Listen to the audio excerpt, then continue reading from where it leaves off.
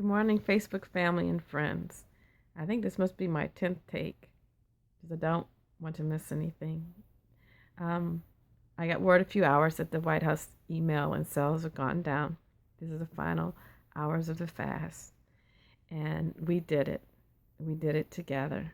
All of your tweets and your posts commenting, it means the world. Thank you. Um, my daughter, Aria, you are the bomb. Thank you for supporting mommy and uh, sacrificing some of our time together. We're going to make up for it. Rodney, appreciate you.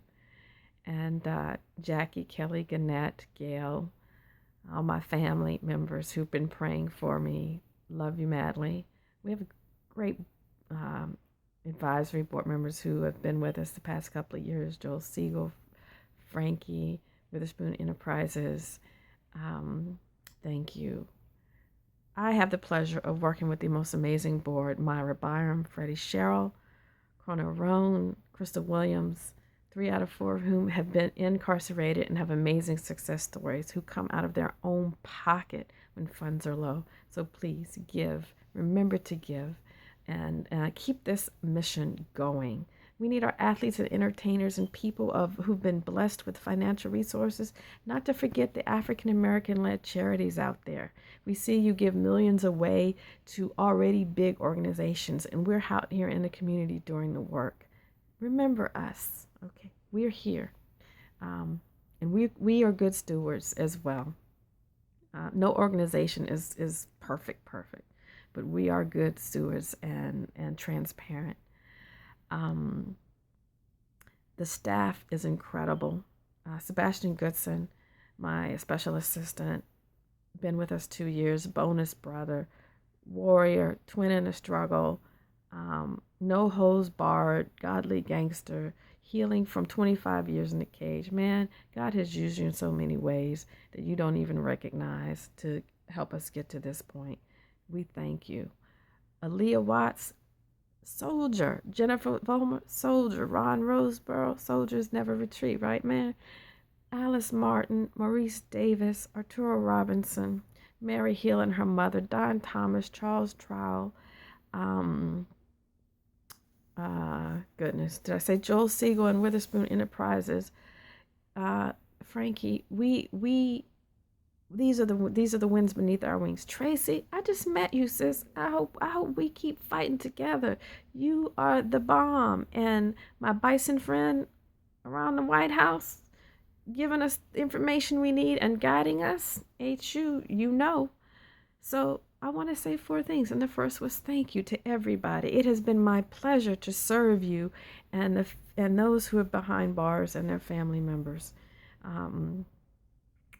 Secondly, we're not partisan. We're neither Republican nor Democrat. So you're going to see us positioning ourselves, which we've always been doing with our mentors. One in particular, you know who you are, who's been guiding me as it relates to the operations of the White House and the Hill. We're going to be working with prison reform-minded people. There's some mavericks in the Republican Party who are going to surprise us and surprise some people. And we want to work with them and have been reaching out to them from the beginning. So we're nonpartisan. That's the second thing. The third thing is this divisiveness. We can't let it seep into our rhetoric and the way we deal with each other, interorganizationally, in the public sphere, and so forth and so on. And I want to draw from 2 places, life experiences, our African American slave ancestors, for those of us who are descendants of African slaves, and then more personally from the lives of my parents.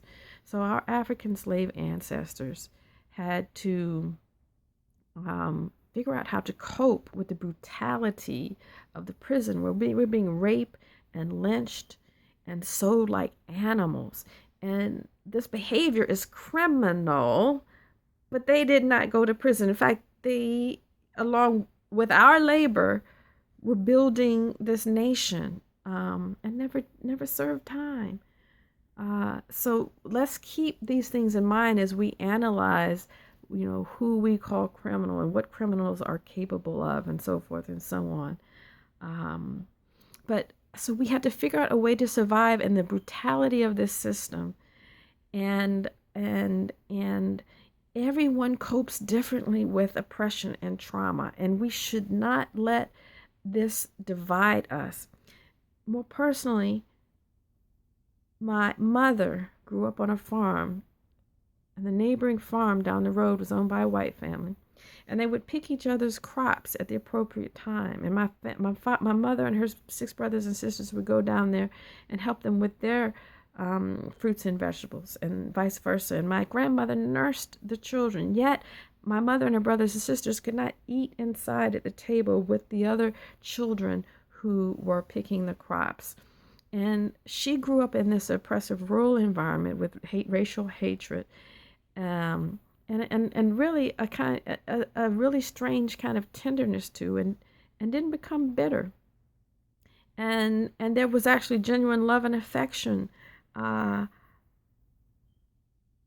polluted by this racial hierarchy, but there was some genuineness. And so she had a very serene way that sometimes made it look like she accepted this, but she didn't. My father, on the other hand, was very privileged, the son of a college president.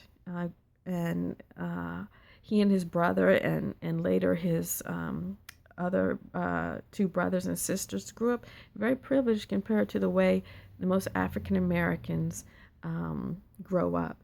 And during that early time, black presidents black people in general could not be in public spaces.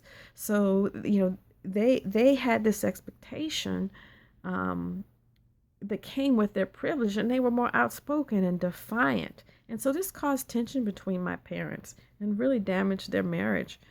I don't want that kind of conflict to damage us as a community. Do not let it damage our marriage to each other, and ultimately our communal covenantal relationship as kin across racial lines in this country. That's our challenge, to respect each other's ways of coping with trauma. And so that if you're in the house nursing and you see people out on the street with signs and posters, feed them information, and vice versa. Let's work together. Lastly, our Constitution is the Bible. We're a faith-based organization that serves people of all faiths or no faith at all. But we preach what the scriptures preach to the best of our ability. And the litmus test for love is not if you can love people that love you back, who treat you right back, but to love those who don't love you. Love your enemies and pray for them that persecute you. And I've been praying about this since I was a little girl.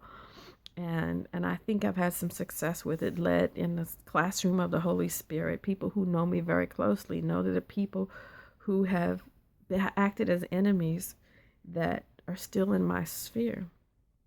And I've had a practice of learning how to reconcile with people as best I can. And I'm still learning, but that is our challenge now, because we must not become that which we hate. We must not become malicious and bitter in our struggle. And it doesn't require you becoming a doormat. Stand your ground by any means necessary, morally defensible, but don't become hateful as you see hate unleashed. So let's unleash love. Let's wage love with a righteous and discontent and a rage for justice. But let's not go at each other for how we cope with the trauma of our own oppression. This is Dr. Madeline, president of ExodusFoundation.org. Going to the locker room, but not off the field. We'll regroup. We'll be right back at it, and we hope you will with us as well. National Council of Churches, Healing Communities USA, New Bethel Baptist Church, Mount Enon, Mount Zion, Ecumenical Poverty Association, Pico Live Free.